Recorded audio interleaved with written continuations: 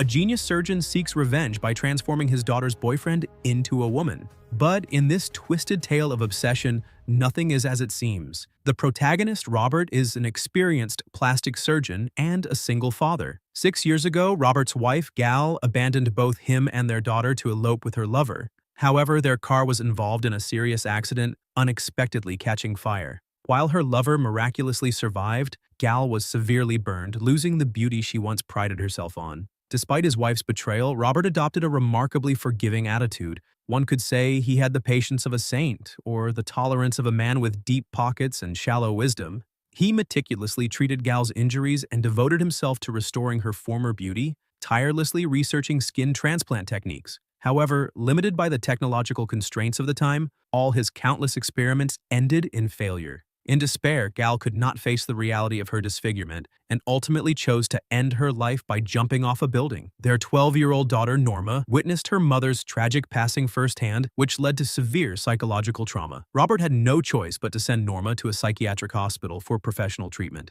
After 6 years of therapy, Norma's condition finally improved. Following the advice of her psychologist, Robert brought his daughter home and began caring for her attentively. One night, father and daughter attended a wedding reception hosted by one of Robert's friends. At the party, the uneasy and socially awkward Norma caught the eye of a young guest named Vicente. The two quickly hit it off and eventually left the party together, heading to a nearby forest to be alone. However, just when things became intimate, Norma suddenly had a psychological episode, struggling and screaming. Vicente, who had just taken some recreational drugs and was in a mentally hazy state, did not stop his actions. Instead, he covered Norma's mouth with his hand until she bit him hard, snapping him back to reality. Panicking, Vicente knocked Norma unconscious and fled the scene. Meanwhile, Robert, searching for his daughter, saw Vicente running out of the woods. Sensing something was wrong, he approached the area and was horrified to find Norma unconscious on the ground, disheveled. Instantly, he realized that his daughter had likely been assaulted. To make matters worse, after this incident, Norma's mental health deteriorated even further. Before long, she followed in her mother's footsteps, jumping to her death. Devastated by the loss of his daughter, Robert swore revenge against the culprit. He soon discovered Vicente's identity. The young man co-owned a tailor shop with his mother and spent his free time riding motorcycles aimlessly. One night, Robert seized the opportunity when Vicente went out for a ride. He followed him in his car, tailing him to a deserted road. Then, without hesitation, he slammed on the gas, ramming into Vicente. Before Vicente could even process what had happened, Robert injected him with an anesthetic, causing him to pass out. When Vicente regained consciousness, he found himself shackled with iron chains in a dark basement. A basin of clear water beside him was his only company. Desperate, Vicente cried out for help, but no one responded. For the next few days, he barely survived by drinking from the basin. Just as he felt he was about to starve to death, Robert finally appeared. At this point, Vicente still had no idea about Robert's relationship with Norma, nor did he know that Norma had died. Terrified, he questioned Robert, demanding to know why he was being imprisoned. But Robert remained silent. The next day, Robert brought in a high-pressure water hose and doused Vicente with cold water. Then, he gave him a bowl of rice. After Vicente had eaten his fill, Robert suddenly pulled out a gleaming scalpel. Vicente thought Robert was about to kill him and looked at him in horror. But to his surprise, Robert merely used the scalpel to shave off his facial hair. Then, he pressed a cloth soaked in anesthetic over Vicente's face, knocking him out once again. When Vicente woke up, he discovered that Robert had gathered a team of his colleagues and performed a physical castration on him. Stunned, Vicente couldn't comprehend why this stranger would go to such extreme lengths.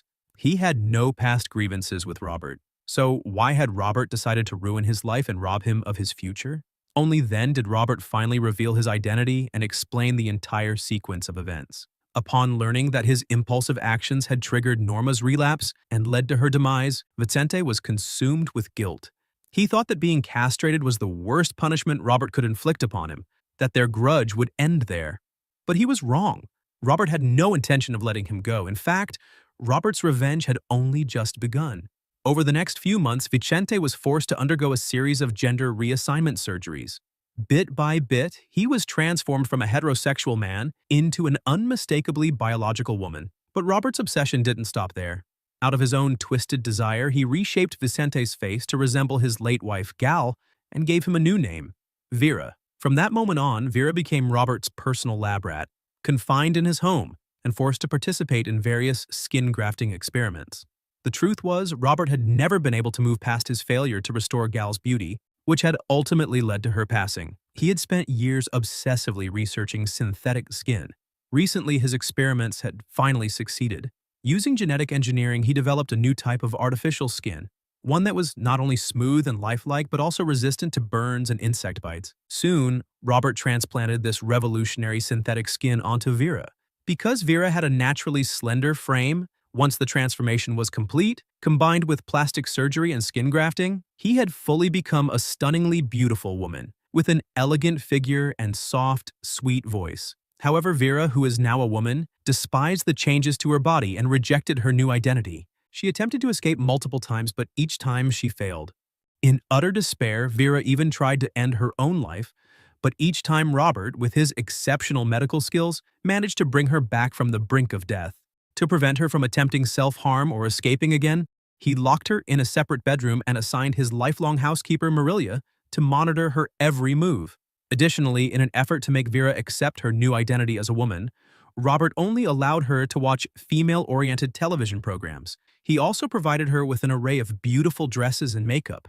At first, Vera would tear the dresses apart and throw the cosmetics into the trash. But as time passed, she gradually grew accustomed to her female identity. Not only did she stop trying to escape or take her own life, but she also began to pass the time by following TV programs to practice yoga. Eventually, she even started applying makeup on herself. 6 years passed in the blink of an eye. By this time, Vera had fully adapted to her gender transformation. She let her hair grow long naturally, wore elegant dresses, and seemed at peace with her new existence. During these years, Robert would often watch Vera through surveillance cameras, admiring the body he had meticulously reshaped. Over time, his deep-seated hatred began to fade. Instead, an inexplicable sense of attraction took its place. Vera, too, seemed to notice the shift in Robert's emotions. Perhaps it was the prolonged captivity that led her to develop Stockholm Syndrome, or maybe, over time, she genuinely grew attached to Robert. One day, as Robert was conducting a routine medical checkup on Vera, she unexpectedly threw herself into his arms. To his shock, she even suggested that they get married and live together openly. Robert was so startled by Vera's sudden passion that he fled the room in a panic. However, this scene was witnessed through surveillance by his housekeeper, Marilia. Worried that Robert was falling deeper into this twisted relationship, Marilia advised him to kill Vera before it was too late. After all, Vera was his own creation. Aside from Robert and Marilia, no one else in the world knew of her existence. Killing her would be completely untraceable. But by now, Robert was utterly bewitched by Vera. He couldn't bring himself to harm her. After much deliberation, he decided to continue maintaining this peculiar relationship. However, an unexpected turn of events would soon change everything. That day, after Robert left for work, an uninvited guest appeared at his home. This man, nicknamed Zeka, was Marilia's son. A street thug who had been involved in numerous crimes, Zeka was currently on the run for robbing a jewelry store. Desperate to evade the police, he sought refuge at his mother's house and demanded that Robert perform plastic surgery on him to alter his appearance. Upon learning of her son's intentions, Marilia tried to dissuade him, warning that such a request would only lead to his demise, because Zeka was the former lover of Robert's wife Gal. Robert had harbored deep hatred for him ever since the affair. Now, asking Robert to perform his surgery was no different from stepping into a death trap. Trying to protect her son, Marilia set out a full meal for him and urged him to leave as soon as he finished eating. But fate had other plans. While eating, Zeka accidentally caught a glimpse of the surveillance screen, where he saw Vera. She looked exactly like Gal. A wave of lust surged within Zeka. Unable to resist his desires, he demanded to see Vera. Marilia immediately sensed danger. Pulling out a gun, she warned her son to leave at once, but Zeka easily overpowered her, tying her to a chair.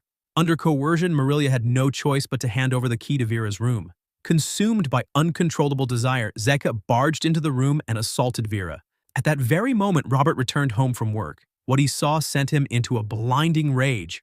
Without hesitation, he pulled out a gun and shot Zeka dead on the spot. Realizing he had just committed murder, Robert swiftly drove Zeka's body to a remote location and buried it. Meanwhile, Marilia took care of cleaning up the blood-stained bed. Perhaps it was the weight of years of unspoken secrets, or the shock of recent events, but in that moment, Marilia chose to reveal a startling truth to the still shaken Vera. Robert and Zeka were actually half-brothers. Over 40 years ago, Robert's father had a wife who was unable to conceive. In order to continue his bloodline, he secretly had a child with their maid, Marilia. That child was Robert. However, to protect his reputation, he publicly claimed that Robert was the biological son of his wife. Years later, Marilia had another child, Zika, with a male servant of the family. Compared to the unruly and reckless Zika, Marilia clearly favored Robert, who had built a successful career as a surgeon. But Robert remained unaware of his true parentage. He had no idea that Marilia was actually his biological mother.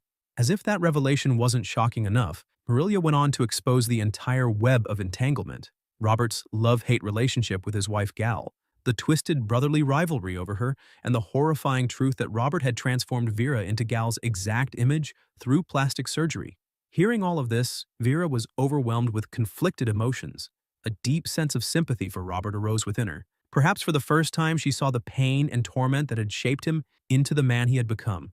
Meanwhile, after witnessing Zeka assaulting Vera and personally ending his life, Robert could no longer deny the truth. He had fallen in love with Vera. He no longer rejected her advances, nor did he keep her locked away in her room. Instead, he allowed Vera to roam freely around the villa. With the physical and emotional barriers gone, their relationship intensified quickly. Soon, they were sharing the same bed. Robert was so enchanted that he even considered early retirement, ready to leave his surgical career behind and spend his days indulging in Vera's company. One day, Vera suddenly suggested that she wanted to go out shopping with Marilia. Robert hesitated for a moment but eventually agreed, though he secretly instructed Marilia to keep a close watch on her. Shortly after Vera and Marilia left, an unexpected visitor arrived at the villa. Robert's colleague, Fulgencio. However, he wasn't alone. He brought along a newspaper. On the front page was a missing person report for someone named Vicente. At this point, many readers might have forgotten who Vicente was. It turned out that Vicente's mother had never stopped searching for her son in the 6 years since their disappearance. Fulgencio, who had once assisted Robert in Vicente's gender reassignment surgery, realized the connection upon seeing the missing person report. At the time, Robert had claimed that Vicente had willingly chosen to undergo the procedure. But now, with the missing person notice, Fulgencio finally grasped the grim truth. Robert had likely kidnapped Vicente and, by falsifying his consent, performed the surgery on him against his will. However, Fulgencio's visit wasn't driven by a sense of justice. He had no intention of exposing Robert's crimes or seeking justice for Vicente. Instead, he had his own agenda. He wanted to blackmail Robert. His demand was that Robert must rent out the villa to him as a new surgical clinic. Given its secluded location and built-in medical facilities, the villa was the perfect place for clients seeking discreet cosmetic or gender reassignment procedures. But there was one major issue. The villa was Robert's family estate, and there was no way he would ever agree to such a deal. Just as the two men reached an impasse, Vera and Marilia returned from their shopping trip. Upon learning of Fulgencio's demand, Vera immediately intervened. With a calm and unwavering voice, she insisted that she had undergone the transformation of her own free will and had never been kidnapped or forced into surgery. Hearing this, Fulgencio had no choice but to accept her words and leave empty-handed. Vera's unexpected defense of Robert completely dissolved the last of his suspicions. That night, as Vera and Robert prepared for bed, she casually mentioned that she had bought him a gift while shopping. She told him it was in her bag downstairs. She rushed downstairs and slipped into Robert's study. There, she found the newspaper Fulgencio had brought. Her eyes scanned over the missing person notice, and her old face stared back at her. A fierce determination flashed in her gaze. Quietly, she retrieved Robert's gun from the drawer and hid it in her bag. When she returned to the bedroom, Robert's eyes lit up with eager anticipation, completely unaware of what was about to happen. Vera reached into her bag, but instead of a gift, she pulled out the gun. Before Robert could react, she pulled the trigger and the gunshot shattered the silence of the night. Marilia, startled awake by the noise, grabbed her own firearm and rushed upstairs. But as soon as she entered the room, she was met with a gruesome sight: Robert's lifeless body, and Vera was nowhere to be seen. Before Marilia could make sense of what had happened, a second gunshot rang out.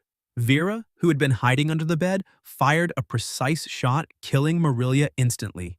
It turned out that Vera's months of obedience and submission had all been an act, a carefully crafted facade to gain Robert's trust. In the end, Vera escaped the prison that had held her captive for 6 years and finally returned to her mother. But when she stood before her, her mother failed to recognize the stunning woman in front of her. After all, how could she possibly imagine that this beautiful stranger was once her missing son?